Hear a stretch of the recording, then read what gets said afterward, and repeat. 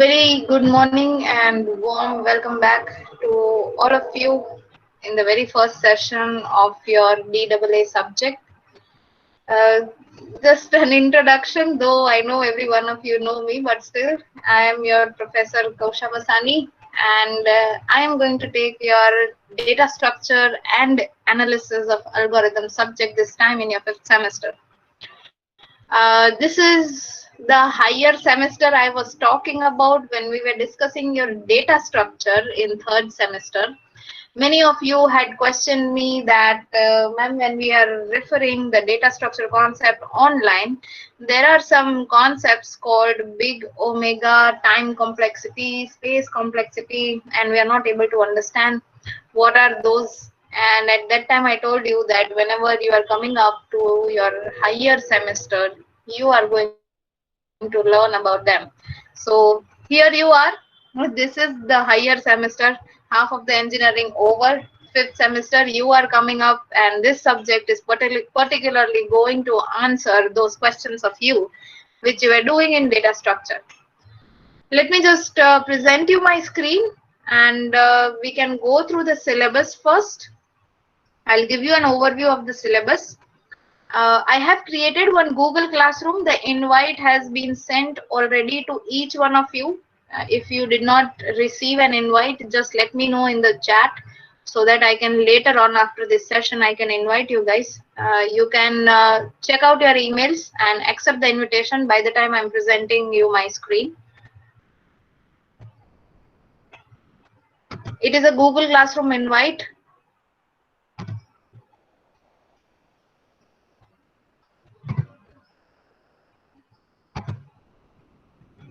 It might take a little bit of time to present. Okay, so please be patient.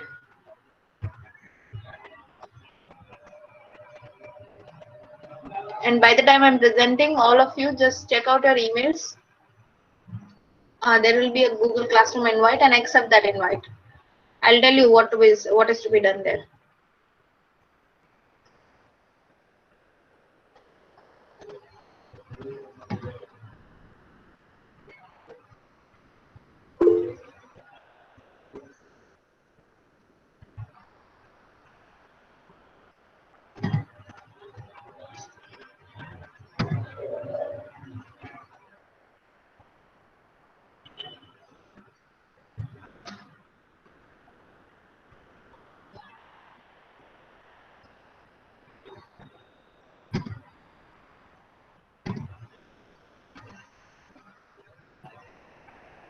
Okay, cool.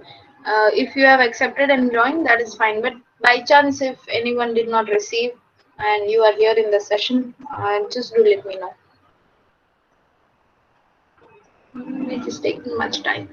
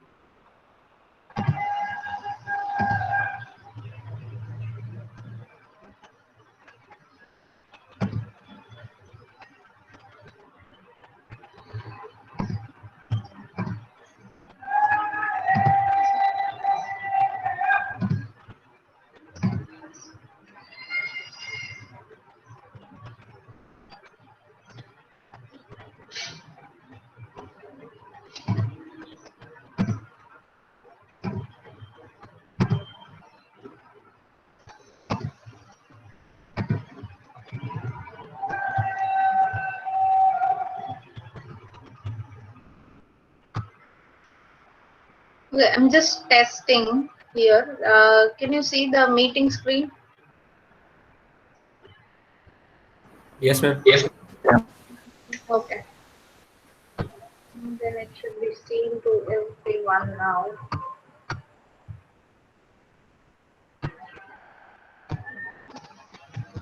Okay. The syllabus screen is visible to all. Yes, ma'am. Yes, ma'am, it's visible. Okay, fine.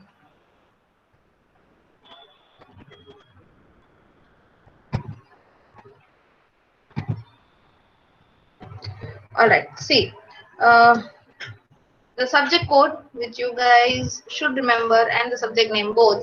Code is 01CE05. That is a semester 03. Okay, so 01CE0503 is your subject code, and the name of the subject is Design and Analysis of Algorithm. Now, in this subject, what particularly you are going to learn is how your algorithm is efficient enough, okay, to run in your modern computer. If I want to say it one line. Now, this course is going to make you understand, and it is going to help you that how you can analyze the efficiency of the algorithms and various applications that are getting used in your computer system. So I do remember some of you were asking me in data structure when we were discussing sorting techniques, graph traversal techniques, okay, that when you are going for online resource, you are seeing some lines which says that the algorithm takes big omega time or big O time to complete its entire operation. And at that time, I told you that you are going to learn it definitely in your higher semester. So this is the subject where all your answers are going to get, all your queries are going to get answered. Okay. The course outcomes, it is nothing but what you'll understand and what you are going to evaluate and analyze and apply at the end of after you know are going through this course. So what you are able to understand is how asymptotic notations, that means those big omega notation, big O notation, small o, okay, how they are noted for the performance analysis of your algorithm, that you will be able to understand. Okay, you are going to get the ability to evaluate the performances of your various algorithms of divide and conquer. You are going to compare your dynamic programming and greedy method, so that is again an application form of this particular course. Okay, you are going to even able to summarize the graphical algorithms, and you will be doing the analysis part, so that comes into the application portion of this particular course. Again, you are going to go with polynomial and non-polynomial problem analysis. Okay, so some of your mathematics is going to get involved here, and as you can see, because of the course outcomes and the objectives, what are your prerequisites? Your data structure. Okay, so the concept of data structure should be good with all of you. You should be proficient enough in any one programming language. It can be C, it can be C++, okay, and the knowledge of mathematical functions like logarithms and graphs. Now this is prerequisites. Okay, so in between, if I'm telling you that the analysis is based with the structured data or struct data, then if a student is asking me the doubt that madam I don't remember structure in data structures, okay, then I can give you a little bit of explanation. No, I'm not going to deny any explanations, but I cannot go deeper into data structure or any mathematical functions because it is a prerequisite of this course. Prerequisite means you should be knowing this particular, or this is the base which you require to understand this particular subject. Okay, so this is what the starting of the subject. So you'll be getting a little bit of time to brush up a little bit of data structure, to brush up a little bit of mathematics also. So it is advised to all of you that you just go through some of the data structure concept, okay, dynamic programming concept, some of your mathematical functions of logs and graphs, set theory a little bit, because that is what we are going to use in this entire particular subject. Okay, so these are your prerequisites. Just go and brush up if you need. If you don't need, then it is perfectly fine. You will be very much thorough with the subject. The subject is going to go smooth for you. Fine. Now coming to the teaching scheme, of this particular subject. Mid-sem you have 30 marks. Internal you'll get 2 assignments, maybe 2 or maybe 3. It is yet to be decided. But you are going to get assignments. Okay. Internal it is going to consist of 20 marks. Your term work it is of 25 marks. Okay, so 25 marks term work. So again, it is you are going to be your lab submissions. Okay, whatever you submit in the lab, that is what going to be evaluated for your term work. Viva, you guys know it is out of 25. Fine. Now, with the respect to your term work, that means your lab work and your assignment, you will be receiving a specific format from my end. Now, please listen carefully. I'll be very strict this time with the formattings. I'm going to provide you a a general format. It will consist of headers. It is going to consist of footers. You only have to change the footer part. That means your name and enrollment number. Okay, and rest whatever work I assign to you and whatever are the things to be submitted from your end to me. Okay, they should be strictly in my formatting only. If there is any change in the format, because that is the first thing I'm going to look at.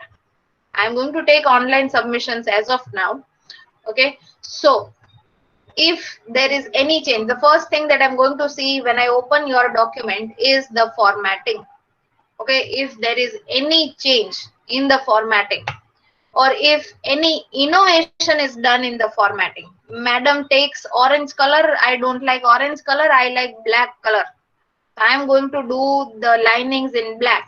If you do that, then I'm very sorry, my student, I'm not going to see your document any further, even if you have submitted the entire work correctly. Because why I'm tightening the strings this time, because I have faced a little bit of issues with the submissions which students are doing last minute, and some of you are showing smartness by cropping out the name and enrollment number of your friend in the scanned copies, and you are submitting me those copies, but you don't understand that I have submissions of all the students, all 56 or 70 of you, and when I keep those two documents side by side, I can come to know that who is the one with the master copy and who is the one with the copied ones. And this time, I don't know, I don't remember in the DS if I did that with you or not, but this time the ground rule is whoever copies from the master copy. See, this is on the recording, okay, and I will keep this recording for the reference also anytime if any student wants. Whoever copies from the master copy, they are going to get full marks. So suppose I have A, B and C student. A is the one who has completed the assignment or the practical completely correctly. B and C are the ones who are copying from A. Then B and C will get full marks from me. A is going to get 0 from me. A is the master copy. A is going to get 0 from me. B and C will get complete full marks. Okay, without even blink, I'll give complete full marks. So you be careful with your submissions this time. I am going to need it in proper uniform format, which I am providing you. No innovations, no corrections from your end. Whatever I am giving, you just have to simply go and change with your name and enrollment number, and rest of the things it will be written in the instruction. Please follow those instructions. And this is to keep your work in uniform manner. Later on, you will understand, in later stages, you will understand what is the importance of this formatting and why I'm doing so much of work in this. You'll get it for sure. But this time, for the submission of your lab work, I want in proper format only.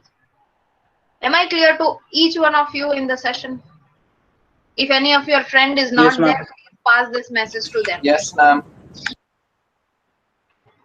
Okay, so everyone should be clear. If you have any doubt, you ask me right here in this first session only. I'm not going to repeat this instruction again and again, time to time in your lab or in your theory session anywhere. straight away I'll just say that for submission is some students are not submitting in the given format, so marks are reduced. Bus, simple as that. I am not even going to name those students because you are now mature enough and big enough to understand what is formatting and what is to be done and what is to be not done. Okay, so this should be clear with everyone. Am I clear, students? All? Yes, ma'am. Okay, fine. Now going forward with the content, the theory portion. Okay, cadet college. Okay. In the next, in future, I hope you don't get, but you'll learn the importance when you're working for your professional careers. It is going to help you like anything. And I'm pretty sure you guys will be appreciated for your formattings in future. Fine, going ahead. This whole course contains of total 9 units. Okay, all the 9 units are covering the different aspect of the analysis part of your algorithm. Of course, the very first thing that we are going to start is with the introduction part. What is your algorithm? What are your mathematics set algorithms? What are the functions and relations, metrics, linear inequalities, vectors? Okay, not deep much mathematics, but yes, whatever is required for the analysis portion, that we are going to cover. Okay, the next unit is all about analysis of your algorithm. What are your asymptotic notations? What are your amortized analysis? Okay, how we are going to analyze your sorting algorithms. You are aware with bubble sort, selection sort, insertion sort, merge sort. Some new sortings are also there. If anyone has not heard about shell sort, heap sort, okay, bucket sort, Reddick sort. So these are little bit of new sortings if you have not heard so far. But if you are reading all the sortings, then these words might have crossed your reads. Okay, so that we are going to do in your unit number 2, the analysis portion of your algorithm. Third unit is all about divide and conquer techniques and analysis of those algorithms, your binary search, maximum min problem, your merge sort, quick sort, matrix multiplication, how you can make efficient the system efficient enough to do matrix multiplication. Then unit number 4 is all about dynamic programming. You are aware because I used to tell you guys in data structure, keep your programs dynamic, keep your programs dynamic. So what is that? We are taking the input from the user. We are not hard coding them. Okay, so dynamic programming, again, it is getting here covered, the elements, the principles, okay, how you are going to solve it with dynamic programming. Again, there is one way dynamic programming approach, another it is a greedy approach. So unit number 5 is all about greedy algorithm analysis. Okay, unit 6 is about graph algorithms, your directed undirected graphs, DFS, BFS. Okay, Kruskal's and Prim's, if you have heard about, right? So spanning trees, minimum spanning trees, shortest path, dynamic programming, everything about graph algorithms is about in your unit number 6. In unit 7 and 8, you have backtracking and branch and bound 8 queen problem, knapsack problem, traveling salesman problem. Okay, in your OS you had your philosopher's problem, dining philosopher's problem, right? Barber's problem. Here you have 8 queen problem now, knapsack problem, traveling salesman problem. Okay, so these are all what your backtrackings and branch and bound issues. So that is what we are covering in your unit 7. String matching, knife string matching, Rabin-Karp algorithm, everything we are going to see in your string matching and how it is affecting the efficiency of your system. And the last one is all about NP completeness. What is class P? What is class NP? Polynomial reductions. Okay, NP hard problems. That is what we are going to see in your unit number 9. Now, don't worry. What is this N and what is this P? Right now, we are going to see it when we are covering this unit 9. Now, coming to your reference books. Total listed here are 5 reference books. But the first one, Thomas H. Corman, Introduction to Algorithms. That I can say you can keep it as your standard textbook. If you feel like, you can choose any of these from these five. Okay, you can take a screenshot of the screen if you feel like, and students who are there in the campus, you can take advantage of library and just see these books. I'm not saying that you go and refer all five of them. You can choose any one from the five or a combination of 2 or 3 books if you feel like.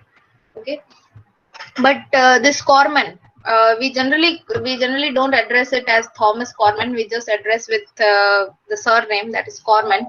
Okay, you can just go and refer this Corman. I have the soft copy. I'll upload it by today evening. This syllabus file as well as Corman edition that I have in the soft copy for your references. I hope everyone has taken the screenshot so that you can go and refer in the library these 5 books. Yes, anyone is having any questions? May I ask, please, ma'am? Yes, what is it? Which programming language we're going to use for this subject? Okay, for the programming language, I'm going to give you an option out of 2. You can go for C, you can go for C++. Okay, but the catch is you are going to keep only one single language the entire submission.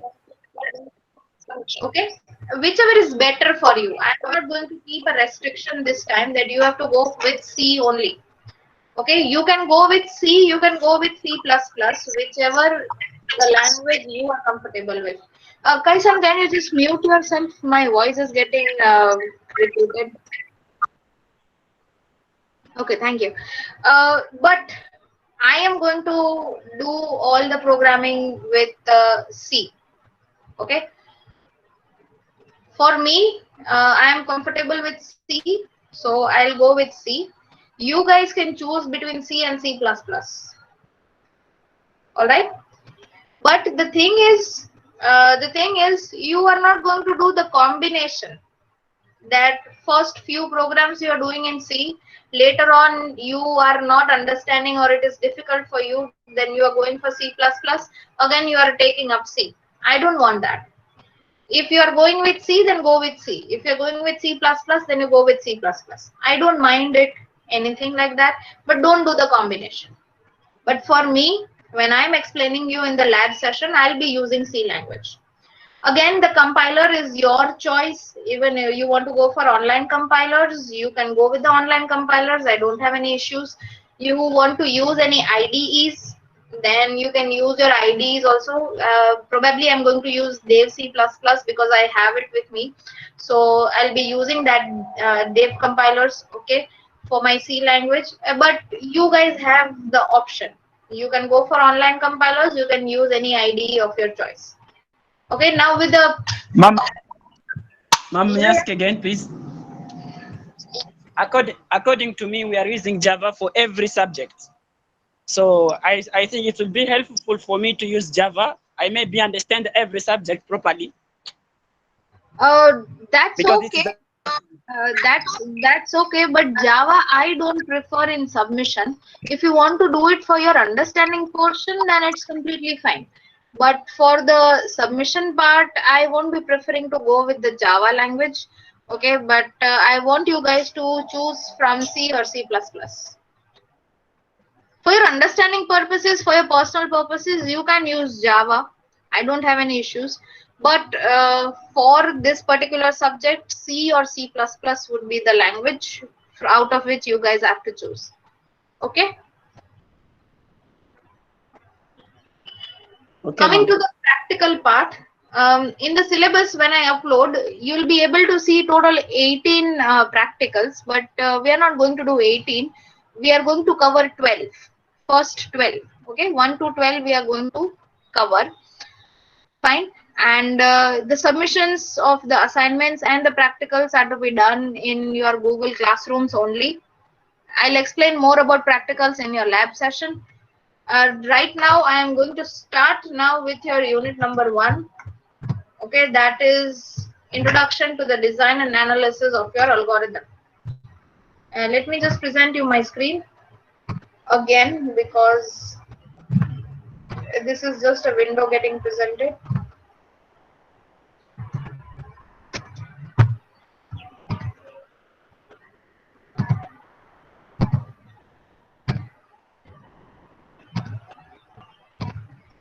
All right, visible?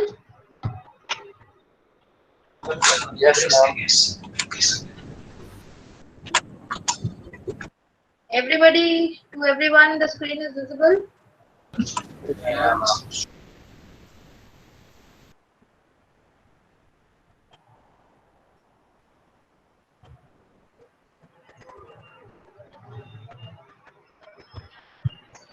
Okay. Yeah, unit number 1, basics of algorithms in mathematics. What this particular unit is going to contain, that is written here in the outlines, like what is your algorithm, what are the mathematics of algorithmic sets, functions and relations, vectors and metrics, and your linear inequalities and linear equations. Now, before I start with what is algorithm, I want answers from you people, at least 6 to 7 answers from various people, that whenever I say that we are going to discuss an algorithm, what is the picture that comes into your mind? Or what do you understand by algorithm? Simpler. Algorithm is a sequence of number. Okay.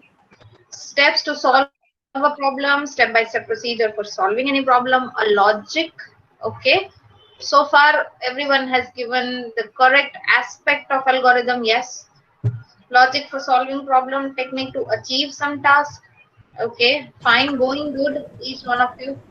Anything else to add? It's a way, Yes, a way for solving mathematical problems. critical, solving the critical problems. Okay, set of steps to solve the operations. Techniques of problem solving, going good, each one of you. Yes, right.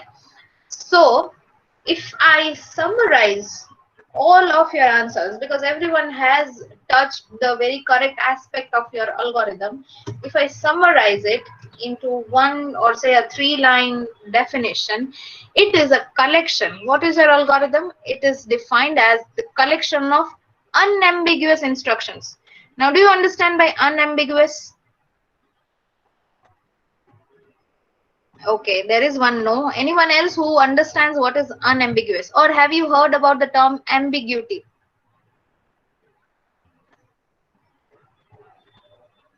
Yes, easy. Tilaun, you're right. Ambiguity, have you heard about the term ambiguity? Yes, sir. Yes, ma'am. What do you understand? Multiple inheritance. In multiple inheritance, you have heard about ambiguity. What do you understand by ambiguity? Ma'am, at the Difficult. time, it will call two different methods in multiple inheritance. Correct. Correct. And Matthew says that it is difficult to decide. All right. See, unambiguous instruction means your instructions. Yes, correct. Conflicting in choosing. See, your instruction should not have the characteristics of repetitions, infinite repetitions. For example, suppose you are using a loop. Okay, you take up any loop, for loop, while loop, do loop. Okay, do while loop. Now you are giving such an instruction, or let's say you're giving such a you can say condition which is taking that loop into infinite loopings, you can say output. So that should not happen. Okay, the instruction should be unambiguous. So the very first thing about the algorithm is the instruction, the type of instruction, they are what? An unambiguous. So you can say it is an adjective that we are adding to the instruction. Collection of unambiguous instructions occurring in some specific sequence. Now again, the sequence is important. Why? Because see, for example, I take a very let's say a simple program of addition. What you are doing, you will take integer values a and b, or let's say you are taking separately integer a, integer b. Then you will decide, or say you are going to initialize that integer sum equal to 0, and then you are doing what? Sum equal to a plus b. So that is what a specific sequence that you are following. You are not doing sum equal to 0, sum equal to a plus b, and then you are declaring integer a and integer b. That is going to conflict, right? So you are following a specific sequence, and you are also trying to produce a specific output for your input, right? So if I merge all of these characteristics, it becomes the definition of your algorithm. And whatever answers you guys have given, that is also the merger of your algorithm. What is an algorithm about? So an algorithm, if I read it out here, whatever I have written in the slide, it is a collection of unambiguous instructions occurring in some specific sequence, and such algorithm should produce some output for your given set of input in a very finite amount of time. See, here time is important. In the analysis portion, the time is important, because in our day-to-day life also, if anything, any website is taking even 1 minute delay, what is the common phrase that is coming out of our mouth? It is taking so much of time, right? So we are not even waiting. If we are bothered with even 1 minute of buffering also. So in the algorithm, it is important that your output comes in an finite amount of time. It should not be taking an infinite amount of time, right? You should not be waiting for a very longer time, or it should not go in an infinite amount of time.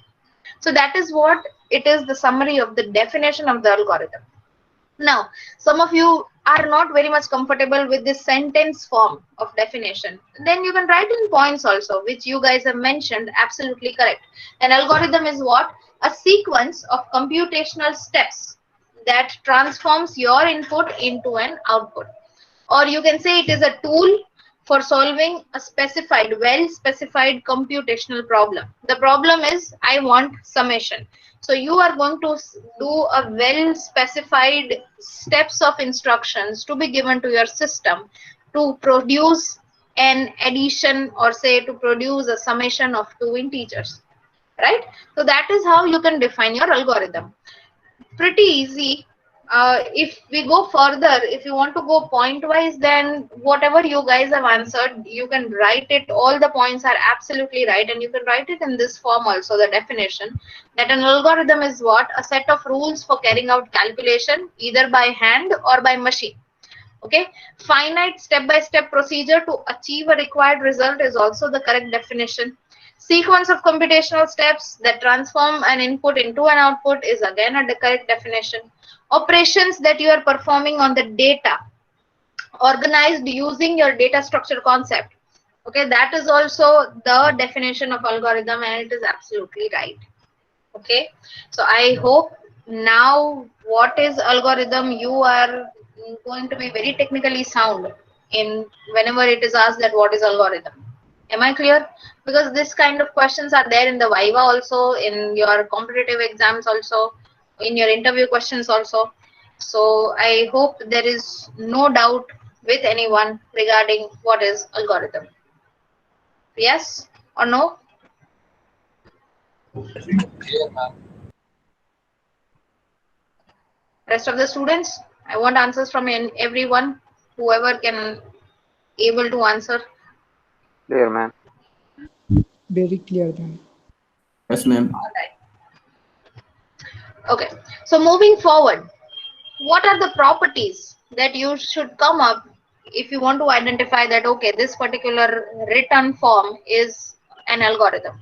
So the properties are, the very first thing, non-ambiguity. Each step are precisely defined. Whatever the actions that are supposed to be carried out by the programmer, okay, must be precise and clear for each of the case. There should not be any conflict. Okay, conflict in terms of loop running for the infinite times, or conflict in declaring any variables. Okay, each and everything should be precisely defined, so that we are achieving the property of non-ambiguity. Second comes the range of input. Your input can be from 0 inputs to any number of inputs, but they are to be taken in a specified set only. Like for example, if you remember in your data structure, some of you must you were hard coding some of the values. Integer a equal to 10, integer b equal to 10, sum equal to 0, sum equal to a plus b, printf sum. So we were getting what? 20. And if you remember, or if you could recall, I was continuously telling you guys that you make your program dynamic. That means you take input from the user.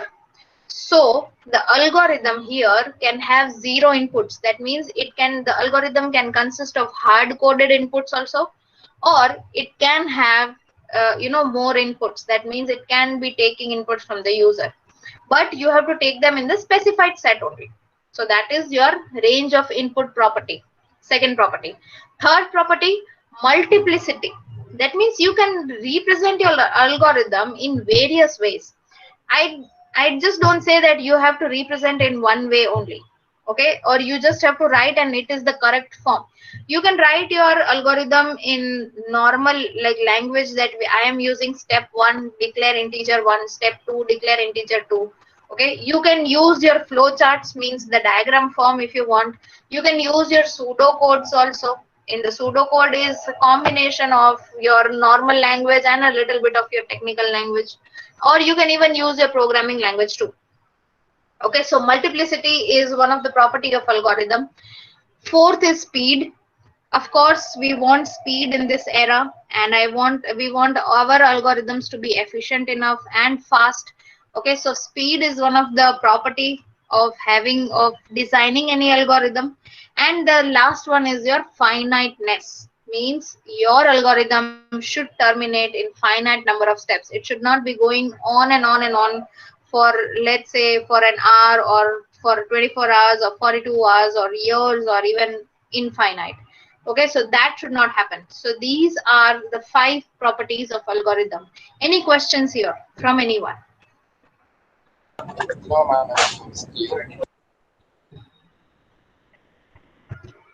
I have tried to keep the PPT as simple as possible, but still, if you have any doubts, don't hesitate. Okay, just ask me simply and I'll answer you. Excuse me, ma'am. Could you repeat please Yes, again? what do you want to repeat? Ma'am, is multiplicity. Okay, you can represent your algorithm in more than one ways. It is there in the next slide. More than one ways means you can write it in your normal language as you are writing in your English language normal. You can write the step 1, declare integer 1, step 2, declare integer 2. Okay, like this is one of the method. Another method, you can go with the flow charts. You can prepare a chart where a step by step you are following that particular chart and you are implementing your algorithm. Third way is you write a pseudo code. Now pseudo code is a combination of your normal English language plus a little bit of mathematics set and a little bit of programming language. Like in the pseudo code you can write print element using def %d comma something like that. Okay, so that becomes your pseudo code also, or you can say an instruction, step by step specific technical instruction. That what you can say about pseudo code. And the last one is your programming language, which you guys are very well aware. So in the programming language also you can write the steps. Okay, that is what, see, expressing your algorithms, that is what I was talking about. You can express in these 4 ways: natural language, flowcharts, pseudocode, and programming language. Okay, so I don't think any more explanation is required here, so I'm moving forward. Fine. Now coming to the mathematics part, your set theory. Everybody, I hope set theory you guys must be remembering a little bit, but I'm not going to ask you because it is, I guess, in first or second semester, so it is difficult to recall. But yes, you need to brush up, and for that I'm going to help you here. Now what is set? First of all, it is a collection of different things, but they are distinct objects.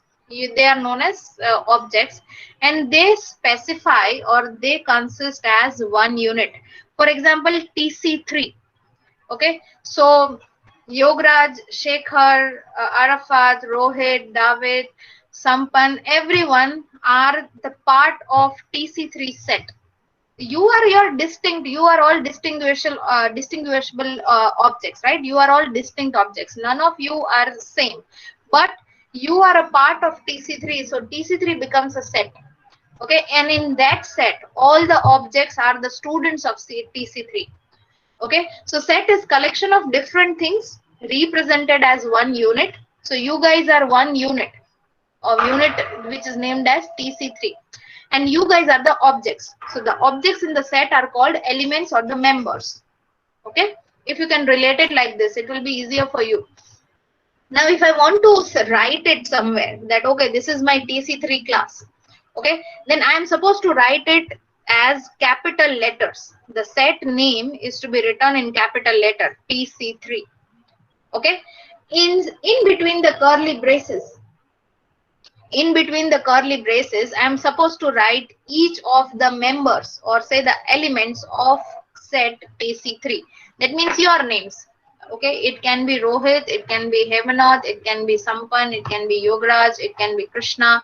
Okay, it can be Ginetu. So in between the curly braces and between all your names, I am supposed to do what? The commas. They are giving you the separation. Okay, now if I want to represent that Shekhar is the object of TC3, then how am I supposed to write in mathematical language? X belongs to S. If you can see on the screen, I have written X, then there is an E kind of portion, and S. It is not E. Okay, it is not E at all. It looks like E, but you see there is a curve. So please don't do E. When you write in your short answers anywhere, please don't do E. It is belongs to sign. So if I want to represent that object X is the member of set S, then mathematically I'm going to represent it, or I'm going to write it like this: X belongs to S. If X is not a member, then I'm going to cross that belongs to sign.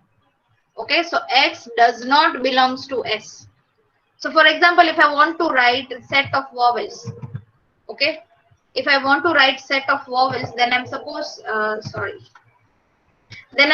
to write what? V here, capital V. So that is what set. V equal to, in between the curly braces, A, E, I, O, U. Okay, so that represent my set. Set is clear to everyone. I suppose you might have recalled it also, because this is there in mathematics 1. Clear, ma'am. Okay, fine. Now see, set cannot contain same object more than once. Okay, so for example, if I have written David once, I'm not again going to repeat the name of David after a few names. Okay, so if I want to write and plus one more thing, the set is not always going to be in ordered form. For example, if you can see right now on the screen, my set S is in ordered form, 7, 21 and 57. But it is not that compulsory that you have to write it in that manner only. Okay, you can write 57, 7, 21, you can write 21, 7, 57. That's okay. Okay, so it is not required that elements are always to be in ordered form. Plus, you can write this set by following or adding some rule. For example, you can say that set, or let's say set S. Here you can represent this as set S. Set S consists of n elements. Now, what is the rule of n elements? The value of n elements is equal to m square, and m is the number which belongs to natural number set. This capital N is representing natural numbers 1 to infinity.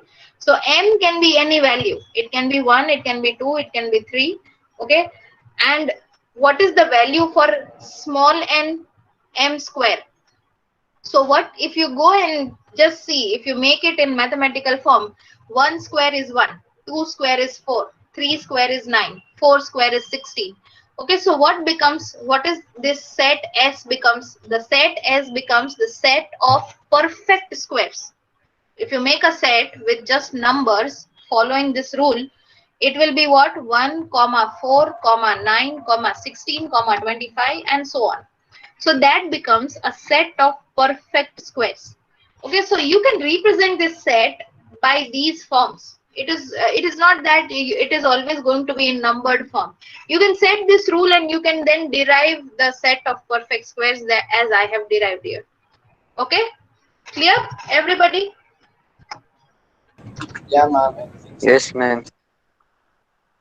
Okay, now based on the members or the type of set you are building, they can be categorized into various kinds of set.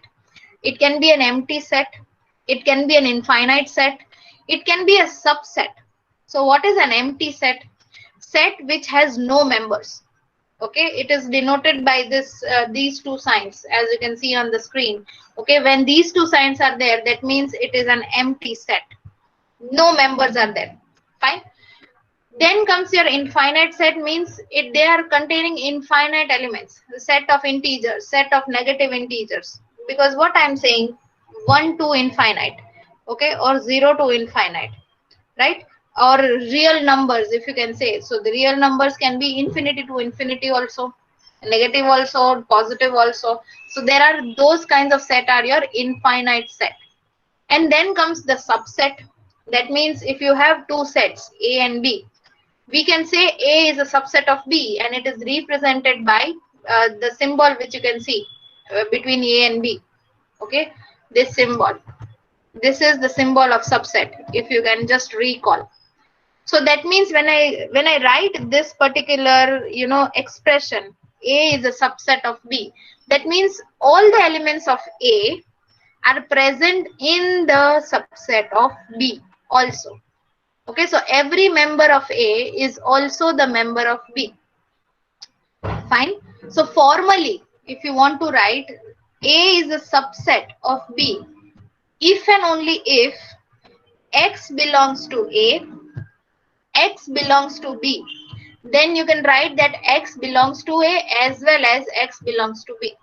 And what is this X? X is your member. Okay, member of subset, member of set A and member of set B. For example, I have in the next line only I have represented, these are your X values. Okay, x1, x2, x3. Now see, all the numbers 1, 2, 3 are also present in your set B 1, 2, 3. So I can say that A is the subset of B, right? That means all the X values of A are present in X values of B too. Okay, so that is your subset. Clear, all of you till here? Yes, ma'am. Yes, ma'am. All right, we are going to keep it till this slide.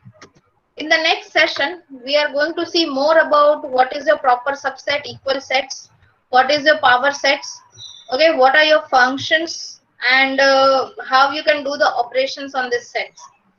And most probably in next to next session, we'll be able to complete this unit 1 also, because it is a very small unit. Okay, I'm going to keep it till here, till your empty, infinite, and subset. Maybe I have a tomorrow session with you, a theory session. Let me just see. Yeah, I do have a theory session tomorrow. So we'll continue from this slide. Till this slide, I suppose everything is clear. So I'm concluding the session here. TC3 students, right now you write your numbers in the chat, TC3 and your number. Then I'll figure out some way, and turn by turn I'll ask you guys to write. For today, you write your numbers in the chat. Thank you all for attending this session. Once you have written the number, you are free to leave the session. Thank you, ma'am. Have a nice day. You too, guys. You also, all of you, have a nice day. Thank you, ma'am.